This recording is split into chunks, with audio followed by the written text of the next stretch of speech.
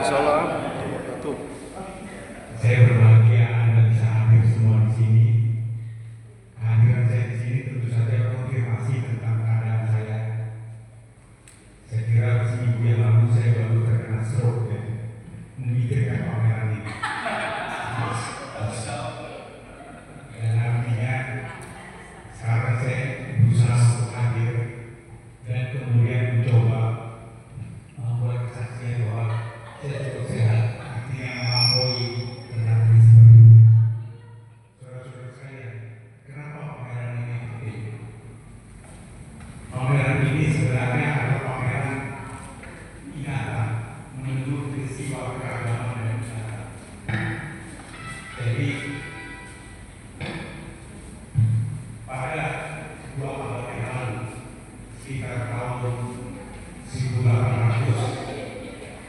1825 sampai dengan 1854, itu ada seorang pejalan Inggris namanya Arthur Conan Doyle itu melakukan perjalanan di wilayah Kepulauan Nusantara dan dia merangkumnya dalam buku yang disebut dengan Malay Archipelago atau diterjemahkan dengan Kepulauan Nusantara.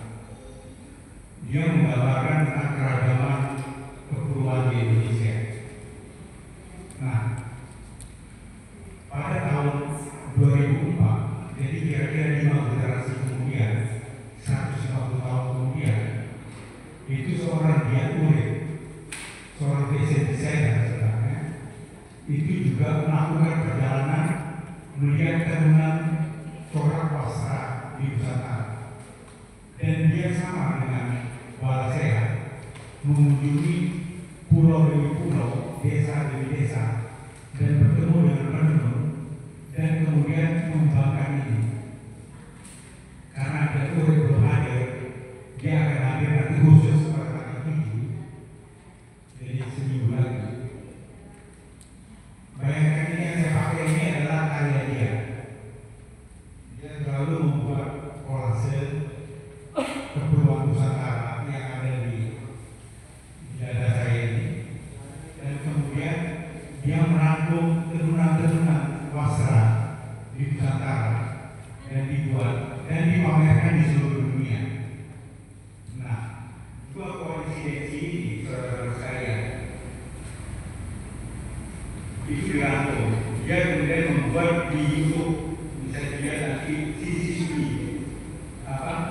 menyusuri sisi sunyi Nusantara.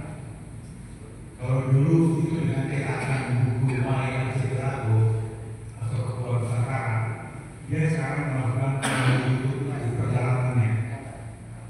Nah, dua peristiwa ini yang coba saya gabungkan kemudian. Bina Novida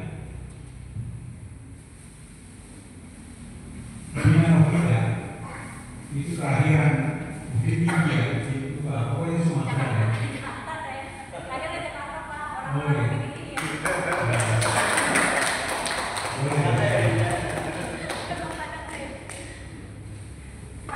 Nah, dia orang Jakarta, latar belakang Sumatera, Bukit Tinggi, kemudian melakukan apropriasi terhadap karya-karya yang hampir sama pada saat itu, yaitu karya dari Abraham Salm. Jadi saudara saya yang ada ini, Bina nggak menyaksikan langsung. Dia seperti menggambar dari fotografi, kemudian melukiskan kembali, tetapi dalam suasana kontemporer, dalam warna dan cahaya semasa. Jadi kalau Anda lihat kenapa warna-warnanya jauh lebih pink atau lebih cerah atau lebih keras, itu karena itu warna kontemporer sekarang ini. Jadi itu disebut sebagai apropriasi.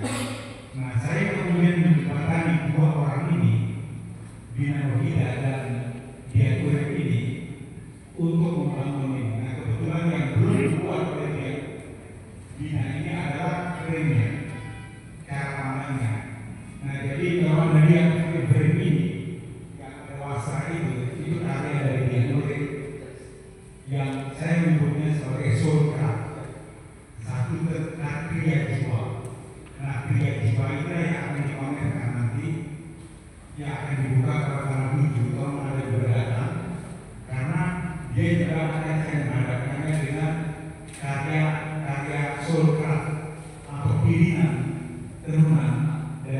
saudara Makroni.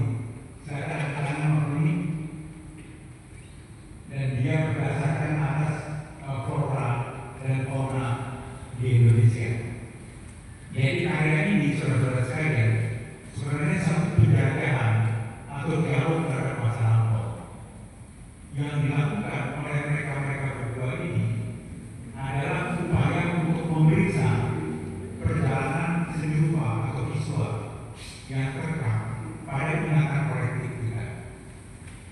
Jadi kalau Anda lihat Abraham Salm ini, karya aslinya itu ada dilukis di atas papan. Nah, baru kemudian oleh perkembangan dari seni rupa pada saat itu, karya-karya ini diterjemahkan dalam bentuk litografi oleh pabrik ya, dan kemudian disebarkan di seluruh dunia. Dan dari sinilah sebenarnya pertama kali dunia mengenal tentang Indonesia. Dan inilah yang kemudian secara terkenal karya-karya ini dianggap sebagai awal dari Indonesia Molek atau Moi ini, yang kemudian berkembang mempengaruhi seni rupa Indonesia. Kita tahu kemudian yang mulai dirintis oleh Raden Saleh